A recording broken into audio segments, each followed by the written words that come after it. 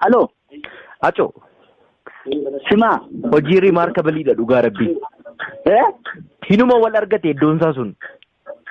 Yemacarra Sidame manni Sidame sirbinaan sun Amaarifa sirbina jechuusaati. Lakki Sidame sirbina jechuun aadaa Oromoon fakkeenyaa fi naannoo Wallaggaatti kumkummee jedhama miti istaayiliin daansi. Nice bakka ishii qofan barbaade sima. Wayyee.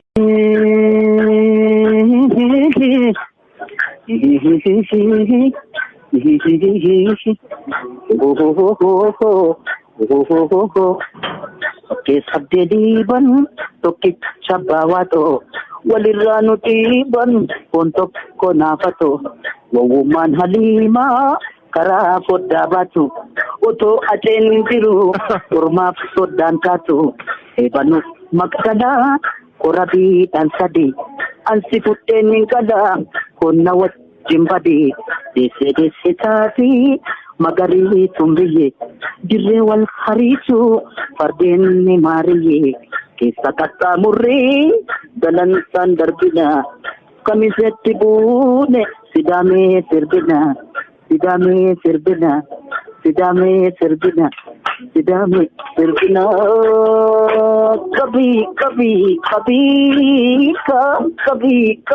kabii irraan xara gabannaata.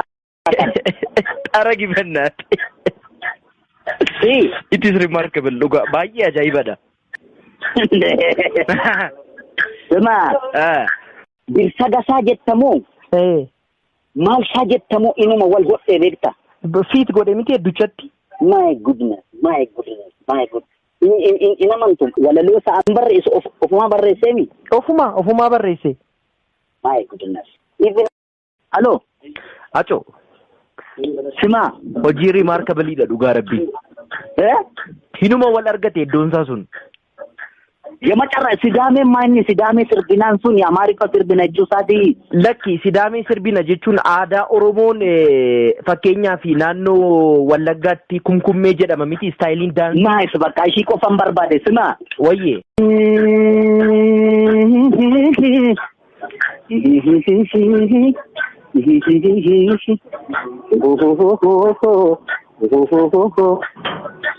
Sabdediban tokkicha baawwato walirraa nuti ban kun tokko naafato wawwummaan haliimaa karaa foddaa baatu otoo ateen jiru ormaaf soddaan taatu eebanu maqsadhaa qorabiidhaan sadii ansi fudheen hin qala konna wajjin badii deesse taati magarii tumbiyyee dirree wal hariisu fardeen ni maariyee keessa qaxxaamurree dalansaan darbina kamisetti buune Sidamee sirbina Sidamee sirbina Sidamee sirbina Sidamee sirbina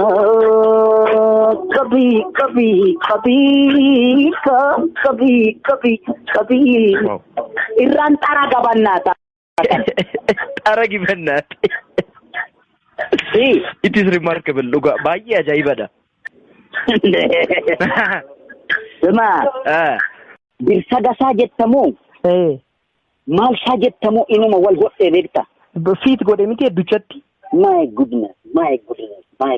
Inamantu walaloo sa'aan barreessu ofuma barreessee mi? Ofuma barreesse. My goodness. Even.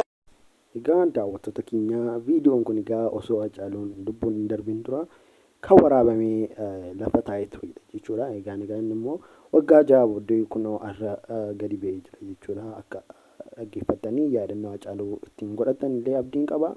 Egaa daawwattoota keenya viidiyoo keenya badhumaatti immoo waan daawwattaniif galatoomaa isiniin jecha viidiyoo kan biraa amma walitti deebinutti immoo YouTube channel keenya subscribe, like, share gochuun immoo viidiyoo kana immoo social media qabdan hunda isaarratti illee share gochuun namoota hedduu illee bukkeellee yaadannoo Hacaaluu ilaalchisuudhaan namoota hedduu bukkee qabsiisaa isiniin jenna. Egaan daawwattoota keenya gama kiyyaan immoo nagaatti.